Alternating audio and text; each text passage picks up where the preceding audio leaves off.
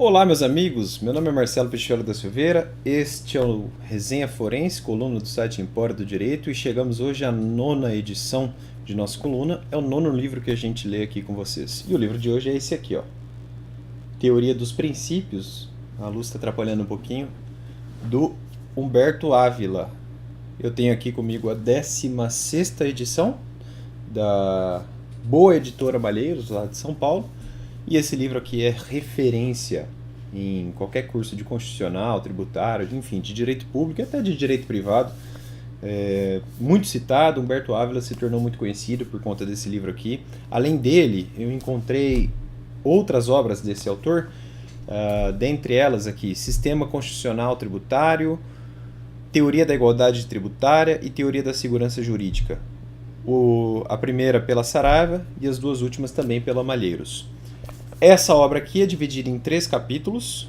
Um primeiro capítulo é bem curto, considerações introdutórias. Um segundo capítulo já um pouco longo, normas de primeiro grau, princípios e regras. E um terceiro capítulo intitulado Normas de segundo grau, postulados normativos. É o terceiro capítulo, por sinal, que tornou o Ávila bastante conhecido, né? Essa defesa dele de uma espécie normativa a mais, além dos princípios e além das regras, os postulados. As considerações introdutórias, ainda que sejam muito curtas, são proveitosas e não podem ser ignoradas por alguém que quer fazer uma resenha séria, como é aqui a nossa tentativa, porque nela o Humberto traz as suas premissas gerais sobre o tema. E aí ele começa trazendo algumas considerações críticas que são interessantes.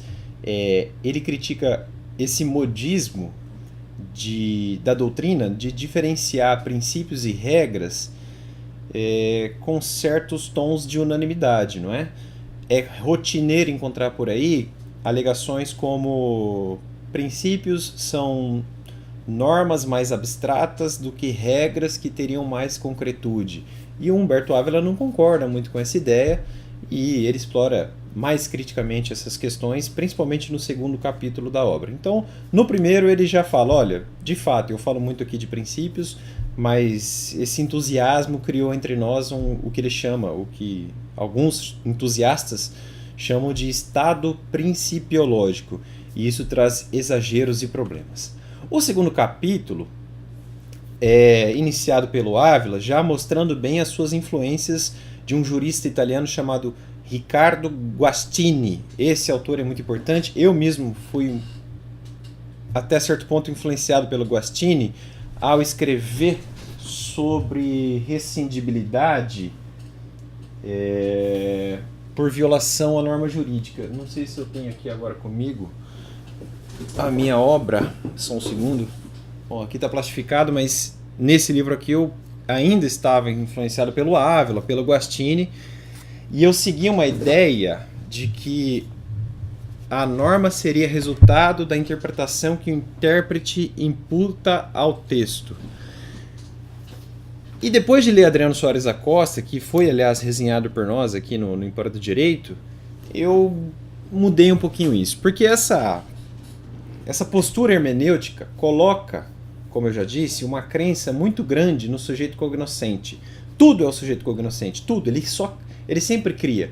Mesmo uma norma que diga, olha, o prazo para recorrer é 15 dias, segundo Humberto Ávila, seria interpretável e nesse ato interpretativo o intérprete reconstruiria o sentido imputado ao texto. Por mais que ele não possa fugir desse limite, da baliza do textual da lei, ele reconstruiria o significado porque as palavras contêm em si questões a priorísticas. Então é um pouco contraditório, como critica abertamente Adriano Soares da Costa essa obra do Humberto Ávila. Adriano Soares da Costa traz considerações bem austeras contra esse tipo de postura hermenêutica e a gente citou esses trechos no final da nossa resenha, basta conferir lá. Então acabei mudando um pouquinho isso, mas essas são as premissas do Humberto Ávila. E como eu falei, é contraditório porque ele diz, olha, sim, o intérprete cria as normas, mas nas mesmas páginas, como diz Adriano Soares da Costa, ele dirá que as palavras da lei têm traços mínimos de significado incorporados ao uso ordinário ou técnico da linguagem. E aí ele dá exemplos, né? Wittgenstein diria que aí estão os jogos de linguagem. Heidegger invocaria o enquanto hermenêutico. O Miguel Reale falaria em condição a priori intersubjetiva. Aulius Arnio optaria por falar em condições dadas da comunicação. Bidelinsky falaria na comunidade de linguística e assim por diante. Então ele reconhece que há limites, mas ao mesmo tempo não cria, não mostra quais são esses limites. Até mostra, mas ele ainda é contraditório, né? Então, se a norma é resultado da interpretação que o intérprete imputa ao texto, então o texto não tem, na verdade, elementos a priori. O a priori está no sujeito, e isso é muito perigoso, é isso que está fomentando, e ele reconhece isso também, decisões tão criticadas pela nossa doutrina, decisões esta do nosso órgão de cúpula do Poder Judiciário do Supremo Tribunal Federal. Depois ele faz um compêndio doutrinário das distinções que a doutrina, obviamente que a doutrina, um compêndio doutrinário, das distinções apontadas pelos cientistas do direito, para não ficar redundante, a respeito de princípios e regras. E eu faço questão de citá-las aqui, até porque essa questão é muito importante para entender onde o Humberto Ávila quer chegar e no que ele quer ser diferente. Um Joseph Esser dirá que os princípios são aquelas normas que estabelecem fundamentos para que determinado mandamento seja encontrado. A diferença entre princípios e regras seria uma distinção qualitativa. Karl Larens, diria que os princípios seriam normas de grande relevância para o ordenamento jurídico, na medida em que estabelecem fundamentos normativos para a interpretação e aplicação do direito, deles decorrendo direto ou indiretamente normas de comportamento. Em Larens, diz Ávila, os princípios seriam pensamentos diretivos de uma regulação jurídica existente ou plausível, mas que ainda não são regras suscetíveis de aplicação na medida em que lhes falta o caráter formal de proposições jurídicas, isto é, há conexão entre uma hipótese de incidência e uma consequência jurídica, de maneira que os princípios indicariam somente a direção em que está situada a regra a ser encontrada, como que determinando um primeiro passo condicionador de outros passos para a obtenção da regra.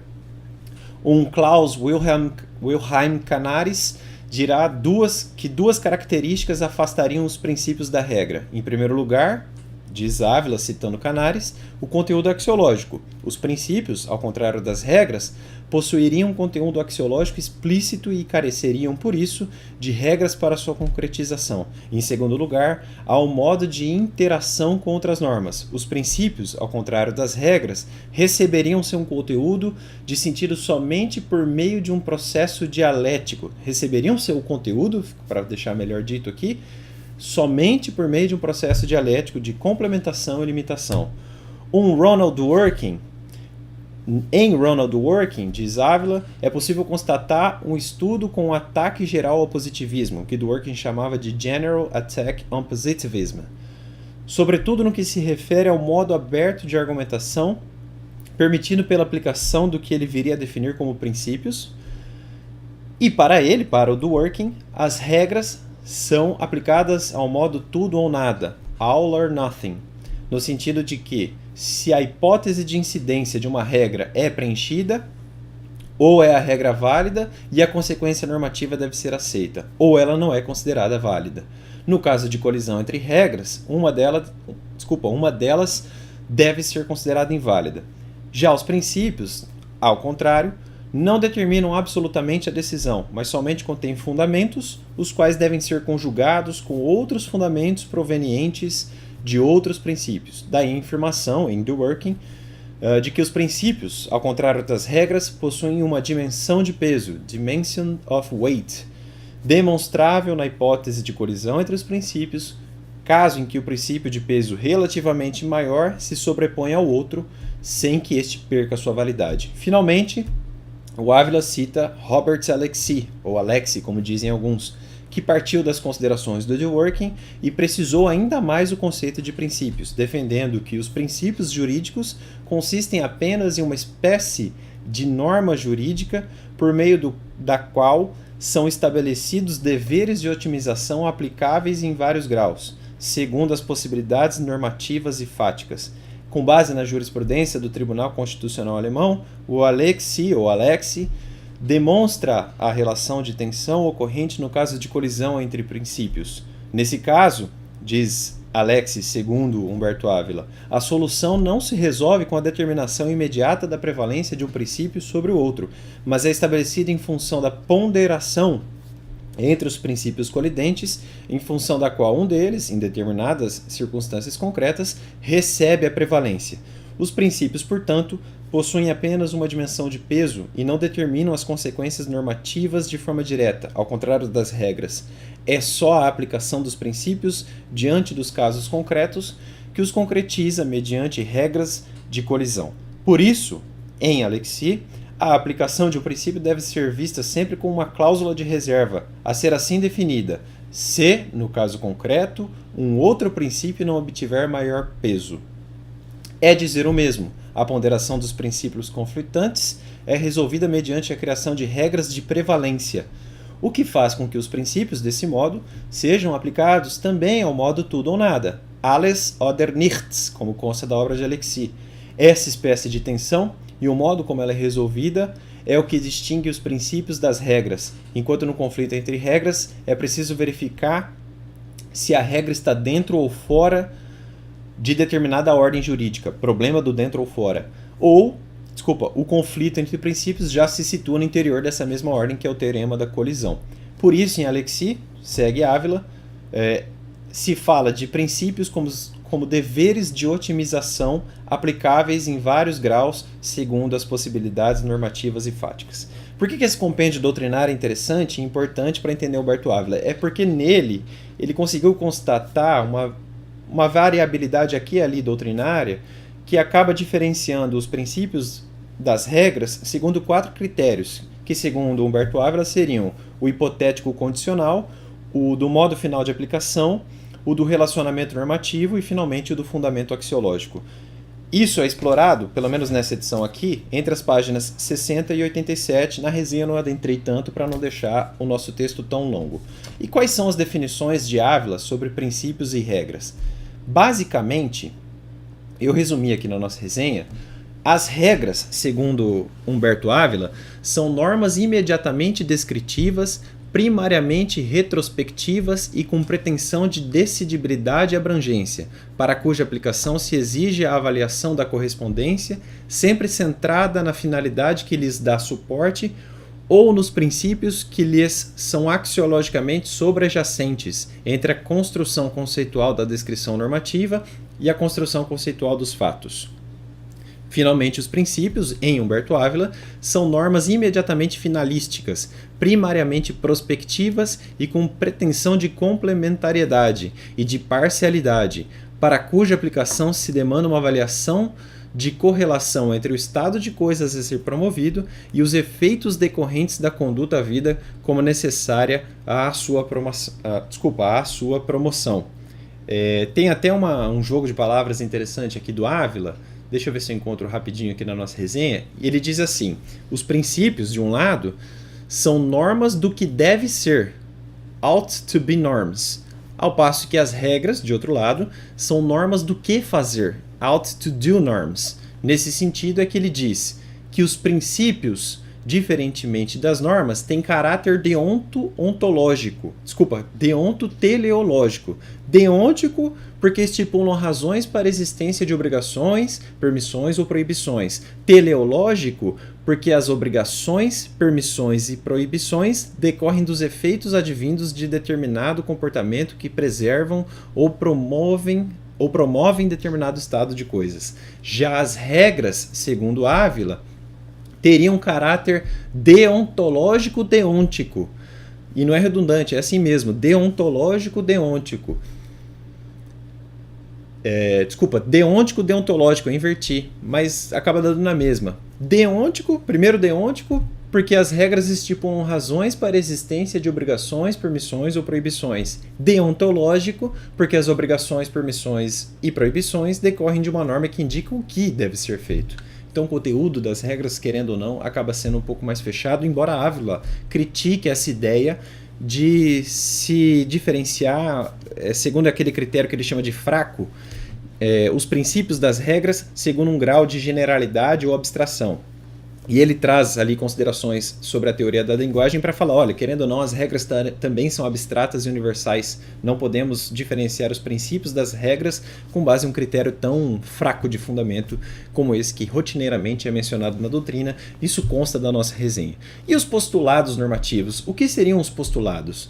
Na obra de Ávila, que é reconhecida por conta dessa tese dele, né, de falar de postulados como um terceiro item, uma terceira espécie normativa, ao lado dos princípios e das regras, são normas sobre a aplicação de outras normas, como metanormas. Não se confundem, é bom avisar, com os chamados sobreprincípios. Então, postulados são postulados que não se confundem nem com os chamados sobreprincípios.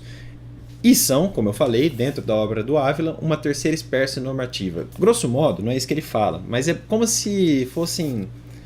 vai ficar feio o que eu vou falar aqui, mas é como se os postulados fossem uma língbe dos princípios e das regras, mais ou menos por aí. E um dos postulados no direito seria, um dos postulados hermenêuticos dentro do direito seria o da unidade do ordenamento jurídico, dentro do qual se encaixa o assim chamado postulado da coerência, que é explicado também na nossa resenha. Eu não vou me aprofundar tanto aqui, até porque na resenha constam mais informações. Ao final da resenha, como eu já falei, eu trouxe várias considerações críticas do Adriano Soares da Costa sobre a obra do Ávila. Não gosto muito dessa separação exagerada entre texto e sujeito, cognoscente, não é? Entre jurista e texto. Não acho que sempre a norma resulta da interpretação imputada ao texto. Mudei essa concepção nos últimos meses, mas esse livro aqui merece ser lido. Nasceu clássico, é reconhecido como tal, foi traduzido para o alemão, para o inglês, salvo o melhor juízo, ele também foi traduzido para mais outras línguas, eu não me lembro agora, mas contou com a chancela de juristas como... Foi traduzido, eu acabei de ver aqui, foi traduzido parece que para o italiano, contou com a chancela de um Schauer, contou com a chancela de um Canaris, então é um livro muito sério e que tem que ser sim apreciado. Humberto Ávila é um jurista fantástico. Além das considerações críticas do Adriano Soares da Costa, eu também encontrei, mas não tive tempo de citar, considerações críticas do Marcelo Neves em um livro que agora me falha o nome do título, acho que é Entre Hidra e Hércules, uma coisa assim. Vale a pena ler também. Espero resenhar essa obra que acabei de citar em breve aqui na Resenha Forense. Como eu falei, é um livro que merece ser lido. É digno de menção o fato de o Ávila avisar ao leitor que a questão não é tão simples, é um modismo exagerado que a gente tem visto por aí, essa diferenciação entre princípios e regras, como se fosse um conto de fadas, e não é bem assim. A questão é muito tormentosa, não é fácil diferenciar um princípio de uma regra. O próprio Ávila traz exemplos dentro do direito tributário, os princípios tributários, para mostrar que, na verdade, muitas vezes eles acabam funcionando como se regras fossem. Então há uma divergência também de nomenclatura que é muito difícil de abranger com tanta doutrina sobre o tema. Então esse livro acaba sendo um aviso de que essas questões merecem mais reflexão. Recomendo, vale a pena. O livro não é tão grande, tem cerca de 200 páginas, mais de 200 páginas, contando a bibliografia, então ele merece sim ser lido. Eu gostei bastante, já conhecia, de tanto ouvir falar, né? Já conhecia muito do Humberto Ávila, mas tive minhas próprias conclusões lendo o livro. Espero que vocês gostem. Espero que vocês tenham gostado e sexta que vem voltamos com mais uma Resenha Forense. Tchau, pessoal!